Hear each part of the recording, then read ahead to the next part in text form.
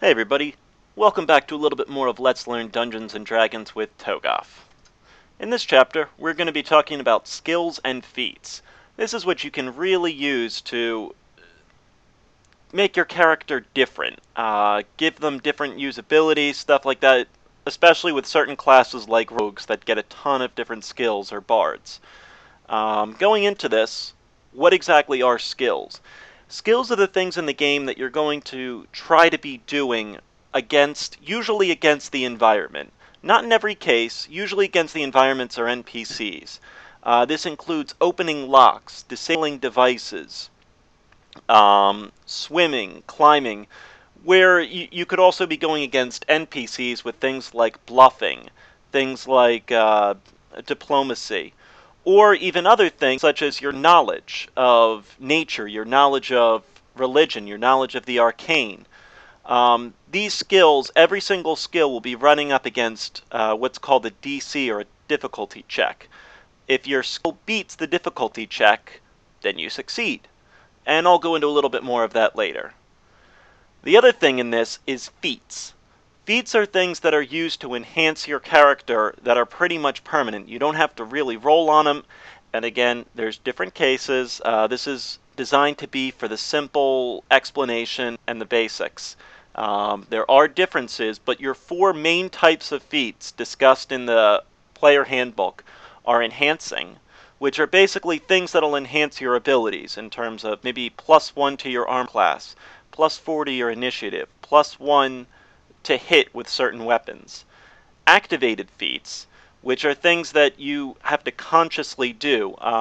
One example is a power attack, where you'll remove some of your chance to hit for more damage.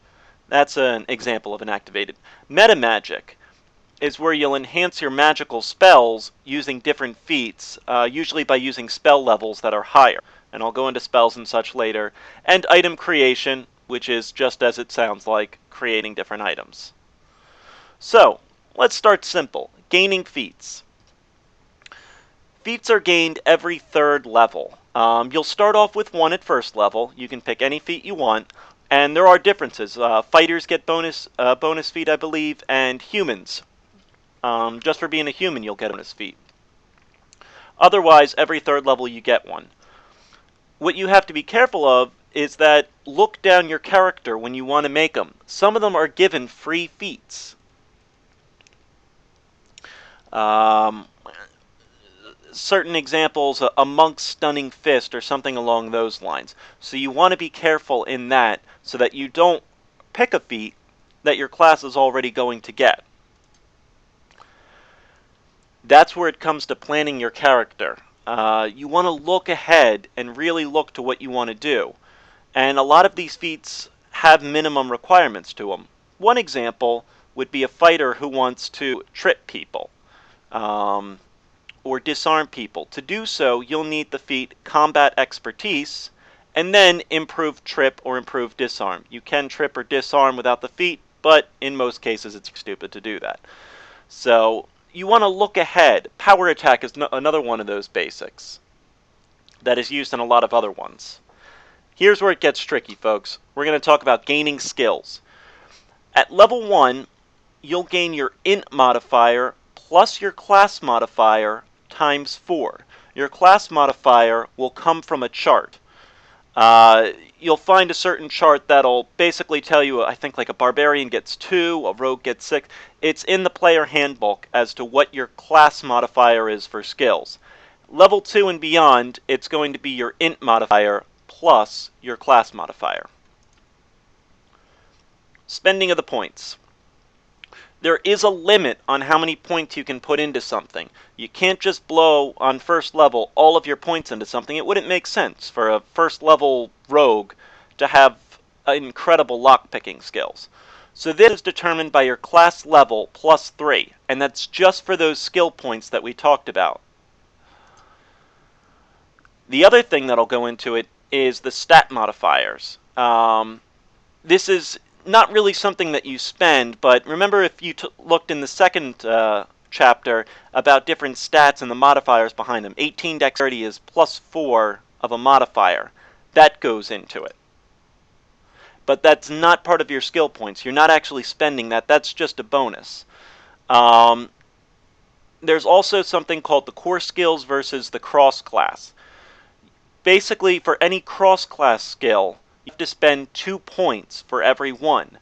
This means that not every character gets every single skill in the game. Some of them aren't quite as good. You wouldn't expect certain classes to be good at certain skills. In those cases, and there's a chart in the player handbook which will tell you what's a cross class versus a core. For a core, all you have to do is spend 1 skill point for 1 rank. A cross class is 2 skill points for 1 rank. Now to calculate the totals behind it. You roll a 1d20 plus your skill modifier.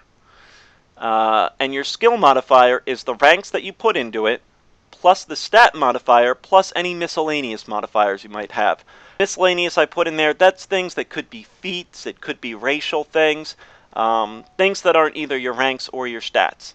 That will give you a number, and that's what your, basically what you roll for it. If someone says roll a spot, you roll a 20-sider, you'll add then to it the ranks that you have in it, the stat modifier, and any miscellaneous modifier.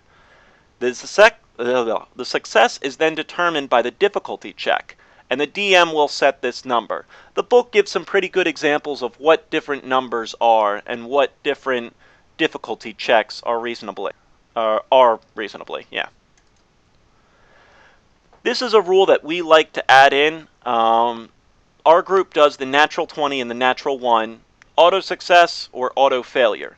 This basically gives that chance that even the most skilled rogue in the world could accidentally fumble his fingers and blow up a trap right in his face. Or even the most beginner level rogue could somehow get some amazing magical trap, mainly through luck. That's what that natural 20 and natural 1 is. In those cases, and remember, this is just our rules. This is what we use, just to make things a little bit more exciting. There are also certain skills, and it's all in the manual as well, that you can't use without having ranks in it. Disable device is one of them, so disarming a trap, you cannot disarm a trap unless you have ranks in it. Spot, however, is different. Spot, anyone can do.